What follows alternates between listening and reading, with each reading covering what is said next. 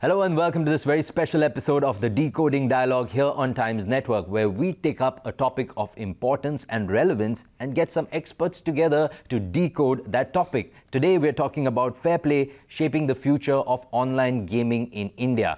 Now, the online gaming industry obviously is growing leaps and bounds, but there is another side to it where there are very many unscrupulous players who use illegal means, who set up these illegal betting and gambling apps that create issues, not just of stealing people's money or taking their data, but also creating issues of national security. Now, recently, the DGGI, which is the Directorate General of GST Intelligence, came up with a report and a recommendation to set up an inter-department committee which can look at how to work towards the future strategy, to control the sector, to protect the citizens. So we'll be talking about that and also about the way ahead for the online gaming industry here in India. So allow me to introduce my experts. First up, we have Mr. Anil Kumar Gupta. He's the Principal Director General with the Directorate General of GST Intelligence. We have Colonel Sanjeev Relia, retired. He's the Senior Advisor with the India Future Foundation. We have Dr. Muktesh Chandar. He's a cyber expert and the ex-DGP of Goa. And finally, we have Mr. Vineet Goenka. He's the Secretary of the Center for Knowledge Sovereignty. Gentlemen, thank you so much for joining me here today. Mr. Vineet Goenka, sir, recently you co-authored a white paper, and I know there were almost, I think, 14 co-authors and people from some stalwarts from different walks of life and important spaces.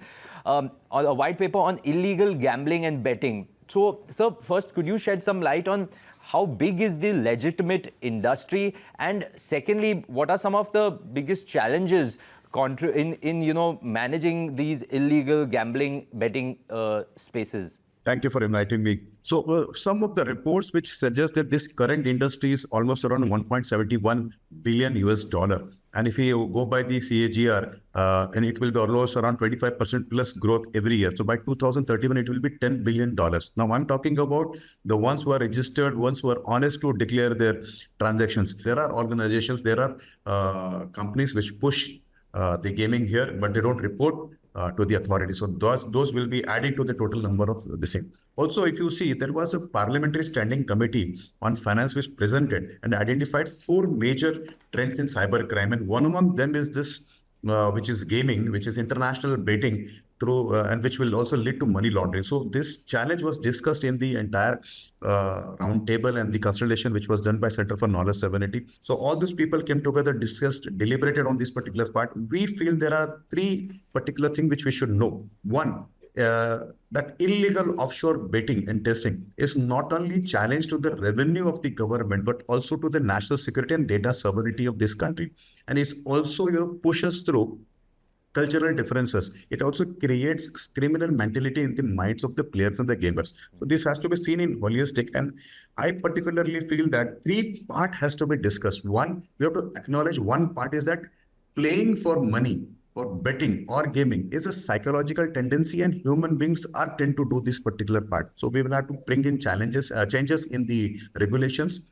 GST has to be reformed, and I'm sure the Director General is listening to me. So GST has to be streamlined, and those who are honest on following should not be punished for following GST, and those who are dishonest, who don't register, they always go away. So we'll have to make regulations which will encompass this, involve other ministries, MHAs and others, and make sure that those who are not registered, those who are not following the rules are not allowed to operate in this. We should promote in-house Indian created Indian organizations gamings, and also try to create hurdles for those who try to push their games to India, especially to this necessary activities which have been done by our neighbors who fund this kind of organization, push their content here, and then create a lot of other activities which will not be liked by Indians or Indian authorities. Thank you for that, Mr. Goenka. And very importantly said by you, because it's not just about the money lost or the money laundering, but it's a serious threat to national security also. Mr. Gupta, like I mentioned in my introduction, the DGGI recently released its annual report for the financial year 2023-24.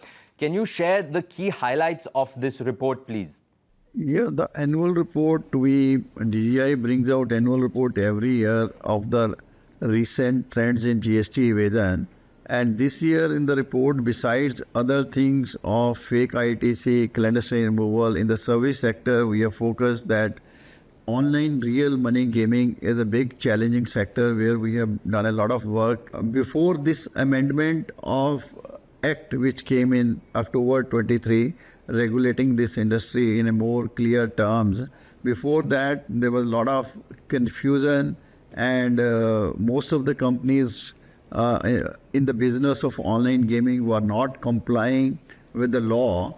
As a result, DGI has booked around 78 cases involving a stakes amount of about 1.15 lakh crores duty evasion in the past few years, basically on two counts of misclassification of the services. They were claiming it as services, whereas the department, as per the GST law, was telling that it's goods, betting and gambling. And then also valuation was under challenge. In our report, what we have highlighted that this sector till September 2023 were not complying with the law of the land of GST. And to bring it more clarity, finally the GST Council last year in 51st meeting amended the law and brought a specific entry of online gaming under the specified actionable claims, whereby now all domestic online companies who are into this trade are more or less complying with the law, and our revenues have also gone about 5 times per month. Earlier we were collecting around 200 to 250 crores per month. Now we are collecting about 1300 crores to 1500 crores per month from online gaming sector. But offshore gaming companies who are fleecing Indian customers and offering games through online platforms have not come on board, despite the fact that we had brought one amendment last year in October, where we said that offshore online gaming companies who don't have any place of business in India are required to take a registration under the GST law, a single simplified registration for offering these services to Indian clients in India. But to our surprise, none of these companies have come on board, have taken any registration. So that is a big challenge which needs to be tackled by all the agencies. I'll now come to Mr. Muktesh Chandar. So, what issues do you feel that illegal betting and gambling platforms pose for law enforcement authorities? We'd love to hear your take on how these platforms manage to evade the Indian laws. What's your take on this? There are two important terms which we are using in this context. One is that gaming, and another is gambling. Now, the interesting part is that just like cricket is legitimate and it's a gaming, whereas cricket betting is illegal and it comes under Public Gambling Act.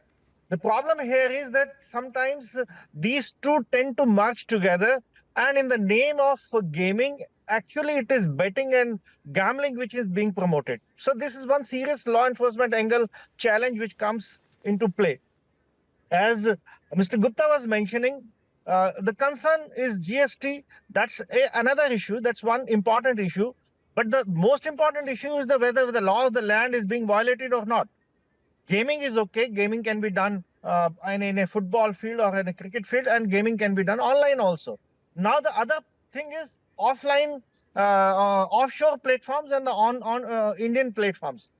Those who are operating from India, they can be controlled, they can be, booked under law of the land. The problem for the law enforcement agencies, those offshore platforms, which are servers are located nowhere, we don't know where, and there are bulletproof hostings, and they are the ones who are promoting these betting scandals in the name of gaming. Even for a SIM card, anonymous SIM cards and bank accounts are being used in normal cybercrime, where it is very difficult to locate these criminals, and the money is siphoned off very easily and very fast. When it comes to online betting and online Right, sir. gambling kind of platforms, the money goes outside India, and then the angle of Prevention of Money Laundering Act (PMLA) also comes in, where the black money is converted into various kinds of entities. So these are very serious challenges, and I would suggest that a multidisciplinary committee, multi-part functional committee should look into all these aspects also, so that, see, technology cannot be stopped. So gaming will be there. Gaming will always uh, be there. But in the garb of gaming, the gambling and illegal activities against the law of the land should not take place. And that is where the role of police authorities, like patrolling the cyber beat, which applications are getting downloaded in India, whether from the Google or from Play Store or Apple or platforms, what kind of activities they are doing it, what's happening, joining them clandestinely in a undercover operation, and then finding out who are the people behind it. Simply after the act has taken place, after the crime has taken place, but tracing them is very, very difficult. So, very important point, Mr. Chandar sir, because you know what you also spoke about setting up this interdepartment, interministry committee, because that will definitely help, because as more and more communication happens between that, it will help to ward off this, to control this, and to protect both the country and its citizens. Colonel Sanjeev sir, I'll come to you, sir. So the India Future Foundation was one of the contributors to the Rashtriya Raksha University report, which also recommends establishing a regulatory framework and enforcement mechanism that can combat illegal betting and gambling platforms. So according to you, what are the risks posed at the individual and national level by these illegal betting and gambling platforms? Thank you so much, Sumit. Now, the risks are huge, and as has been, brought out by the previous speakers, there are a large number of risks which are associated with online gambling. Now, first we need to understand something. There is a very thin line between online gambling and online gaming. While online gaming is a game of skill, online gambling is something which is a game of chance. So to differentiate this from gambling and gaming, it's first very essential, because today gaming industry is one of the largest industries. It is employing people. It is contributing to nation building in form of taxes, GST.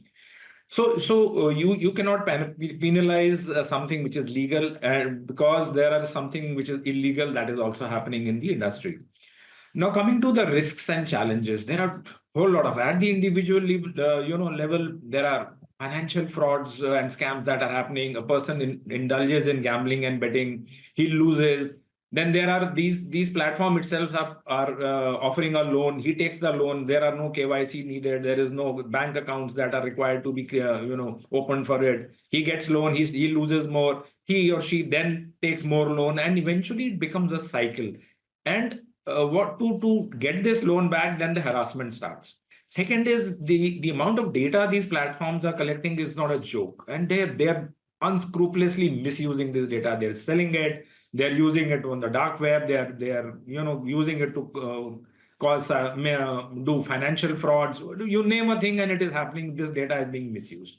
Now, looking at the national level, like has been very rightly brought out, there is money laundering. Now, where is this money going? We've heard of the Mahadev app and its connection with Pakistan. Money goes into Pakistan. It is then used for terror funding. And imagine it all comes back into our country. I mean, places like Jammu and Kashmir, where we are trying to conduct peaceful election, this money could, what I have lost on a gambling platform or a betting platform, could be actually being used to bring in weapons into a state where elections are being held. So it is that serious a challenge. And one more important aspect is, at the national level, the legit industry is actually suffering. They're creating jobs, they're contributing to nation building, but because of these illegal activities which are happening from offshore betting and gambling platforms, the legit industry suffers, because we tend to make rules more and more stricter. We make the playing ground more difficult for them. So obviously they tend to suffer, which is not a correct thing to happen. So I personally feel online betting and gambling is a menace which is eroding the security framework of the country, and hence there is an urgent need to deal with it very firmly.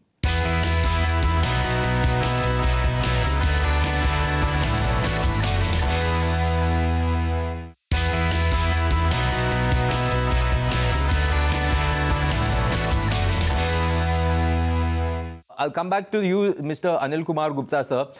So I specifically on the taxation angle, because the DGGI report highlighted the need for a multi-pronged approach. But one point is there, sir, that the largest tax revenue leakage is from illegal offshore domestic entities, which you also spoke about. So, sir, in your view, how important is a cross-departmental collaboration that will bring in regulations to prevent tax leakages from these offshore entities? And how can different sectors work together to regulate the industry effectively?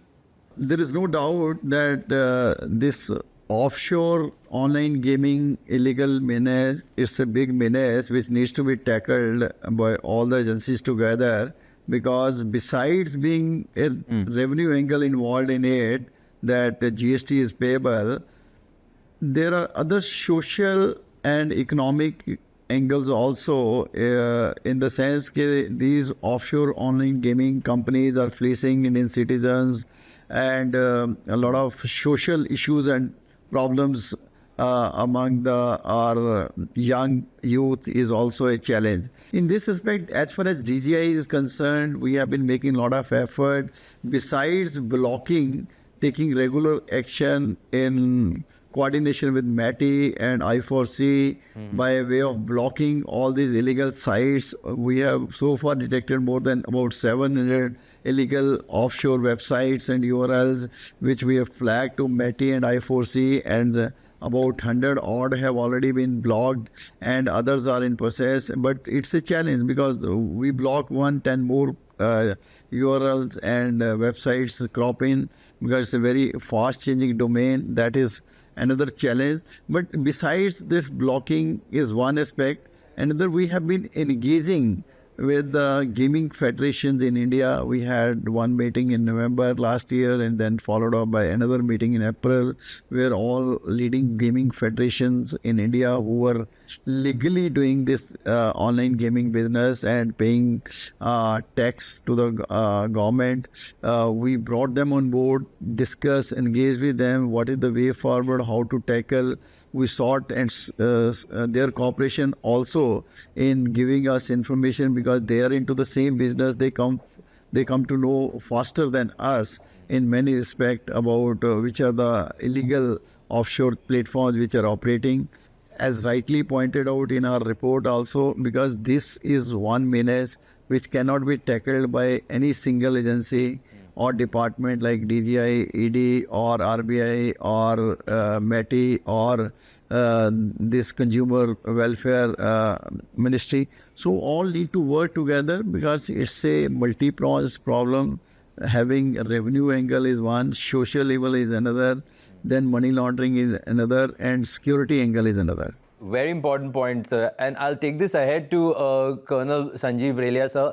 So from your point of view, what are some proactive measures that can be taken to ensure long-term effectiveness in curbing these illegal betting platforms?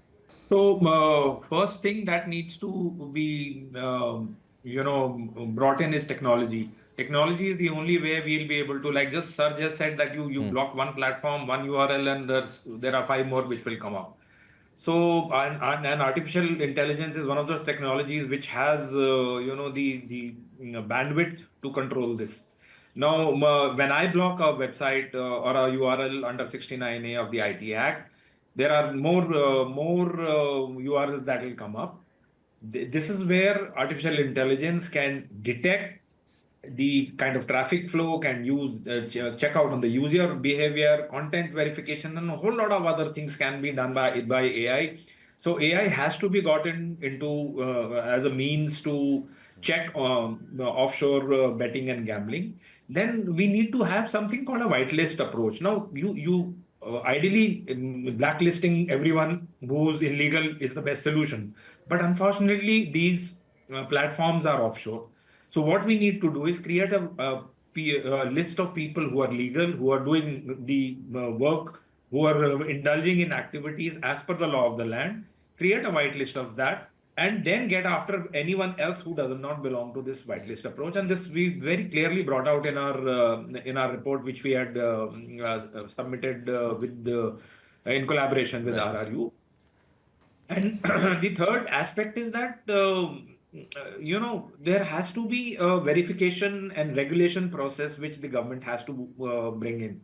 So METI perhaps is the best agency which can bring in a legitimate legislative framework.